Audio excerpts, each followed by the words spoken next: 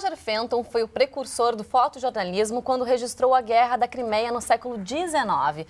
Desde então, os repórteres fotográficos ajudam a contar as histórias que encontramos nas páginas dos jornais, de revistas e também da internet. Hoje, dia 2 de setembro, é comemorado o Dia desse profissional. E é para falarmos mais sobre os desafios de se fazer fotojornalismo atualmente, recebemos aqui no estúdio Beatriz Salé, coordenadora do curso de fotografia aqui da Unicinos, também com a gente Thiago da Rosa, repórter fotográfico do jornal VS e estudante do curso de fotografia aqui da universidade, e ainda o fotógrafo Thales Schneider. Sejam bem-vindos à Conexão, tudo bem? Olá, tudo bem? Sejam bem-vindos para esse bate-papo. Bom, professor, e a gente quer começar entendendo qual a diferença de uma fotografia para uma fotografia jornalística.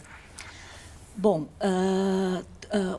o que difere o repórter fotográfico, a função e o fotojornalismo da fotografia em geral é o fato de que o profissional se encontra atuando aonde está o acontecimento jornalístico. Ou seja, agrega-se o valor notícia, né, nos eventos, nos fatos reportados pela mídia, em todos os seus gêneros, há essa função do repórter fotográfico. Fundamentalmente é isso. Isso também significa que não necessariamente que alguma fotografia, eventualmente capturada por algum outro fotógrafo, de algum outro nicho, não vá ser reportada pela mídia. Então, a gente chama de fotojornalismo, fundamentalmente, na essência, pelo conceito, a fotografia de acontecimento, que reporta o acontecimento. E, Thiago, como tu escolheu, então, trabalhar como repórter fotográfico? Como surgiu essa ideia para ti? Bom, na realidade eu sempre digo que eu fui jogado para fotografia, né? Porque eu iniciei em 2002 no jornal NH, a convite para ficar 30 dias. E assim, eu não sabia segurar nenhuma máquina fotográfica, eu não tinha noção nenhuma assim, de fotografia. Mas com essa oportunidade, aos poucos lendo bastante e correndo atrás, porque era o meu primeiro emprego, né? Antes eu era metido no futebol, essas coisas assim. Então, indo para o caminho da fotografia, passou os 30 dias, eu fiquei mais 30 e assim fui ficando, e um ano depois eu fui efetivado. E, consequentemente, se tornou... Eu sempre digo que a fotografia hoje ela é minha terapia, né? A fotografia é o que me move hoje. E a gente quer saber também do Thales, como é que começou esse teu envolvimento com a fotografia? Eu entrei na faculdade aqui na Unicinos de jornalismo. Minha paixão era o jornalismo, e é ainda, né? E eu queria muito fazer rádio. E aí comecei a fazer rádio, e chegou uma época que acabaram as cadeiras de rádio e começaram as de fotografia. E aí eu comecei a aprender mais sobre a questão técnica e a questão prática da fotografia, e aquilo assim, poxa, é tão bacana, né? Tu tá ali tranquilo, sozinho com a tua câmera, e tu tá produzindo um significado grande com aquele retângulozinho assim que tá vindo para ti e tu vai mostrar depois. E aquilo começou a encantar assim, de uma maneira que começou a ser visto aquele material. Então, tipo, o que eu fazia em rádio era mais difícil, porque é um mercado mais fechado, e a fotografia ela foi um mercado mais aberto, e isso acabou sendo mais fácil para entrar nesse mercado. E depois começa, que nem tu falou assim, é uma terapia, uma cachaça praticamente, né? Que tu fica ali, digamos assim, hipnotizado pelo teu trabalho.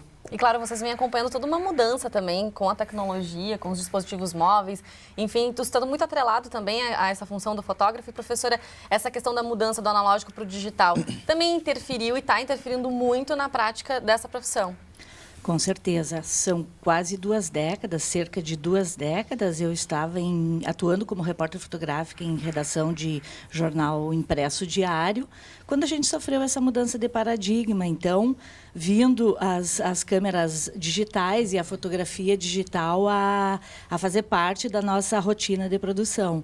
E aí, isso nos idos de 1997, 1998, período em que a gente, naqueles primeiro ano, eu lembro que a gente saía para fazer as pautas munidos de câmeras analógicas, porque éramos mestres da luz, né? Um fotógrafo é um mestre da luz. Então, a fotografia analógica, com toda a questão que hoje, para a geração atual, que nasceu na era digital, é emblemático, né? Porque nós tínhamos certeza que a gente tinha fotografia latente, capturada no meio fotoquímico.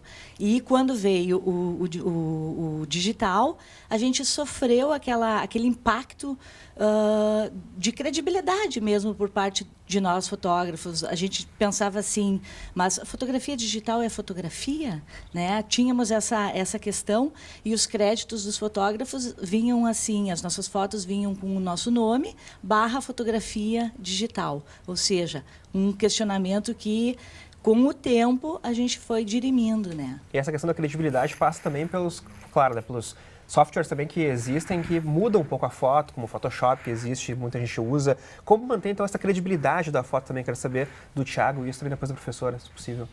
Bom, eu particularmente, quando fotografo, eu saio para uma pauta para fotografar, eu tenho em mente que o quê?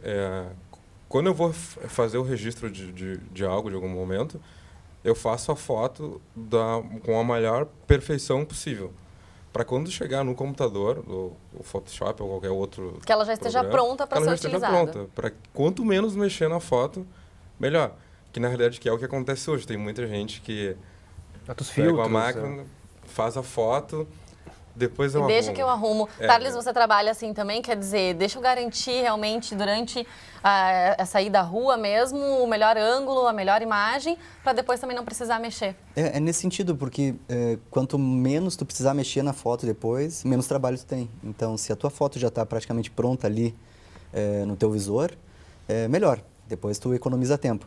E, claro, alguma coisinha a gente sempre faz assim no sentido de tratamento, assim, botar alguma cor, às vezes aceitar alguma luz que está, ou alguma sobreexposta ou subexposta, mas evitar o máximo possível os cortes, ou a gente arruma muito o prumo, né? Então, se a foto está um pouquinho torta, às vezes também, por exemplo, no teu caso, Thiago, você deve ir para as pautas, né? Surgiu uma pauta, não sabe exatamente como é o lugar, como são as pessoas, enfim, qual vai ser a melhor foto para colocar nessa reportagem. Às vezes também pode acontecer de não conseguir esse melhor ângulo. Na realidade, a gente sempre diz, o repórter fotográfico tem que estar 120% ligado a todo instante, para não perder nenhum momento. Porque em frações de segundo, tu pode perder a foto, né?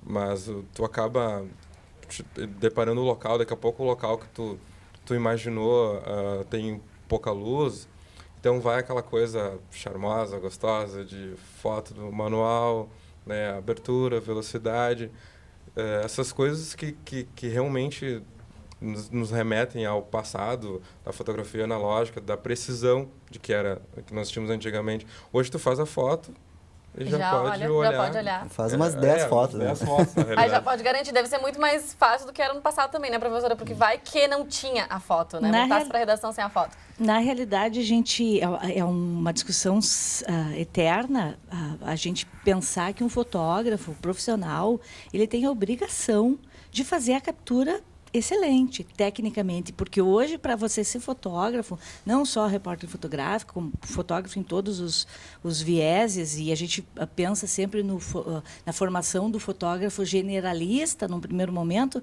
e depois as especializações. Mas a gente sempre aposta e fala da captura, né? De se tornar alguém que entende de luz e que sabe fazer na captura o máximo possível. Como o Thales falou, evitando cortes, né? Porque às vezes, inclusive, é uma briga constante nas redações por parte dos fotógrafos, repórteres fotográficos, o corte... que daqui a pouco um diagramador, né, chega lá e faz um corte indevido numa imagem. Sim, pode comprometer. Que compromete uma composição, um enquadramento que foi lá na origem, né, pensada de uma forma e que tem um autor, enfim. Mas a nossa era de pós-fotográfica agora, ela é uma era que facilita a vida das pessoas em função dos softwares, né? Mas a fotografia jornalística, ela tem a incumbência ainda ontológica do referente, né? Ela tem a incumbência de fazer com que aquilo que você reportou esteja imediatamente ligado aos enunciados visuais. Thales, você atua como fotojornalista freelancer, mas também já teve experiência dentro de redação, né? Tem como você diferenciar essas duas práticas pra gente? Bom, a redação tu fica mais engessado naquela questão do editor, né? Ou seja, tu recebe as demandas e tu faz tu responde aquela proposta da demanda do editor e do jornal. E o freelancer, ele tem aquela possibilidade de, por vezes, escolher o seu trabalho, né? Quando o trabalho vem a ele, e quando a gente não precisa tanto assim, então tipo, a gente tem que correr atrás do trabalho. A gente pode escolher ou não, mas normalmente a gente não pode escolher, né? Entendi. Mas é interessante que a gente acaba criando uma afinidade com certos trabalhos e a rede de contatos também vai te trazendo alguns outros trabalhos. Então, são trabalhos, digamos assim, até mais institucionais, digamos. Tu tens uma outra linguagem, uma outra abordagem, ou seja, é sempre um lado bom daquela coisa. Mas, por exemplo, já passei até por redação agora recentemente num jornal em Porto Alegre, fazendo como freelancer, né? Então é legal também essa mescla assim de tu sair do freelancer normal e entrar para uma redação e entrar no cotidiano de uma redação, que foi muito bacana. Então é interessante nesse ponto assim, tu tem uma certa liberdade, porém em alguns trabalhos tu acaba ficando mais atrelados ao conteúdo daquele jornal ou daquela revista. Mas tem que ser, a questão é ser flexível também. Eu queria ouvir do Thiago também, como é que é essa experiência da redação mesmo, essa conversa com o repórter, para saber, enfim, o que vai ser o melhor para compor essa reportagem? Bom, a gente já tem, como tu falou, a nossa demanda, né? As pautas, tu sai com a pauta já, como é que eu vou te dizer, já Alinhavada, prevista, já predefinida do que a gente vai ter que registrar, né? Então, a conversa com o repórter, né, com o jornalista e o fotógrafo e também o motorista é essencial, né? Porque, na realidade, nós somos uma equipe. Então, eu não posso chegar lá e uma determinada pauta, daqui a pouco numa praça, e a pauta é o calor, e daqui a pouco eu vou fotografar alguém de casaco, e a repórter vai conversar com a menina que está tomando um sorvete, e vão chegar à redação cada um com um determinado assunto, não tem como, né? Então, o diálogo é sempre muito importante entre a equipe que vai produzir a pauta, né? E o jornal tem aquela coisa bacana, que a gente sempre fala que, normalmente, a gente nunca faz as mesmas coisas todos os dias, né? Claro, isso é um lado muito bom de ser jornalista, acho que é o que nos move. É muito bacana. Então, daqui a pouco tu tá fotografando, fazendo uma pauta no chão, daqui a pouco tu tá fazendo uma pauta com o governador, daqui a pouco tu tem que ir no zoológico, então isso não tem preço, é gratificante, assim, ao extremo, assim. E tem algum momento, assim, que tenha te marcado muito, nesse sentido, às vezes, parte para uma pauta já com uma ideia pré-estabelecida, mas chega lá, bom, vou mudar completamente, acaba acontecendo alguma coisa muito inesperada. Isso também é comum, principalmente para quem trabalha no jornal diário. Sim, é comum. Na realidade, quando quando nos passam a pauta, eu particularmente, eu não entro no carro, eu não fico imaginando como vai ser a pauta, para não chegar e ter surpresas, né? Para não ser surpreendido, porque daqui a pouco tu cria uma expectativa do que tu vai ter que fotografar, aí quando tu chega no local, não é nada daquilo. Aí isso às vezes acaba te frustrando, né? Então, mas esse é o meu pensamento, assim, eu mas acho que tá certo também, é que nem um repórter que sai com a matéria matéria pronta da redação, não é por aí, quer dizer, ele pode tem que depois vivenciar ter realmente... surpresas, né? Ele tem que vivenciar realmente o momento da externa ali, né, que é esse momento de fazer a reportagem, para tirar o melhor do que está acontecendo ali, para tirar o melhor da pessoa, enfim. Né, professora, essa orientação também acontece. Com certeza. O repórter fotográfico hoje, cada vez mais, né, ainda bem, em tempo, faz curso superior, né? Estuda, lê, se informa e deve estar muito municiado do máximo de informações possíveis sempre sobre a pauta. Tem que estar ligado, como o Thiago falou, né? Esperto e antenado para que o seu momento é o momento da imagem. O momento da imagem é ela acontecendo e preferencialmente em pleno voo, né?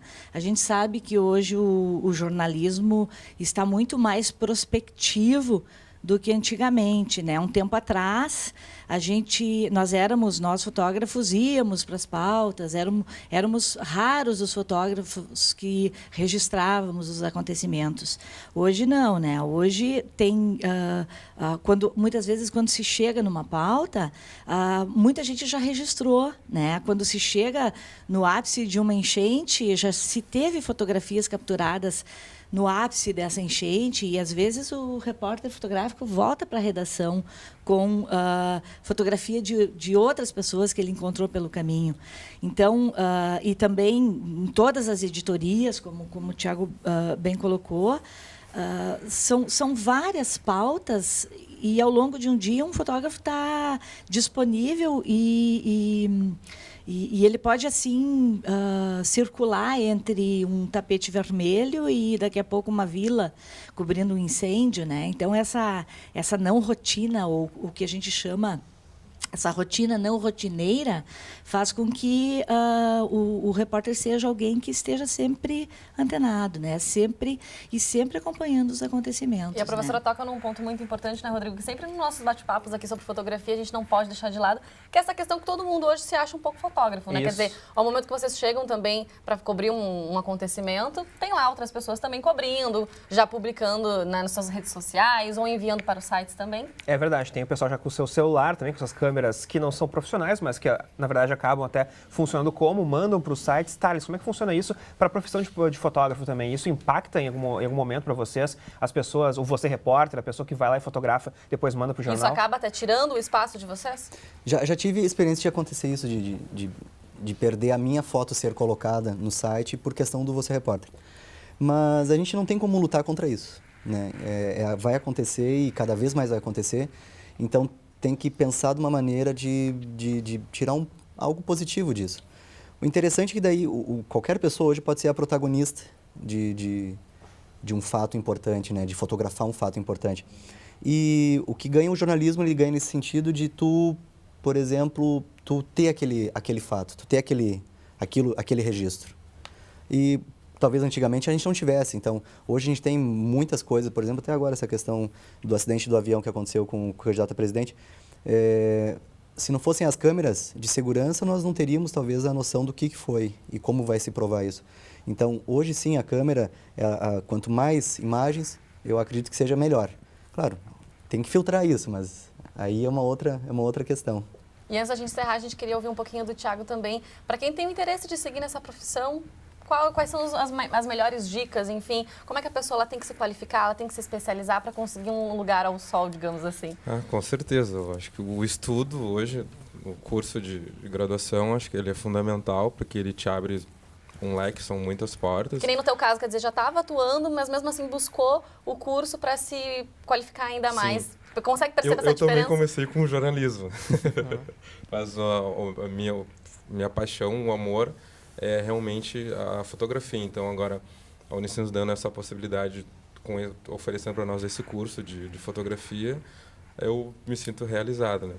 Mas acredito que, para essas pessoas que estão surgindo agora, que eu acho que eles acabam hoje, é um atrito, assim, porque hoje com o celular tu registra imagens, hoje cara compra uma máquina fotográfica, põe no pescoço, eu sou fotógrafo.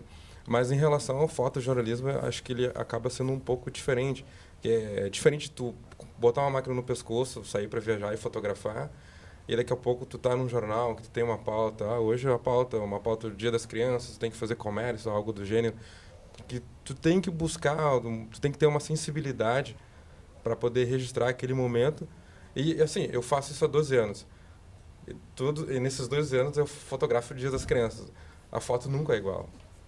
Tu tem que estar sempre buscando algo diferente, né? Que é o que eu digo da sensibilidade, que eu acredito que às vezes essas pessoas que estão surgindo hoje, elas não têm, elas vêm muito ligado eu posso fotografar, eu sou fotógrafo, e eu acho que não é só dominar a técnica, né? Tem que ter esse feeling também, né, Rodrigo? E quem quiser saber mais sobre o curso de fotografia aqui da Unicinos, está unicinos.br/graduação/fotografia, dá para conferir mais informações sobre o curso. Isso mesmo, parabéns pelo dia de vocês, então, e até o próximo encontro. Obrigada. Obrigado.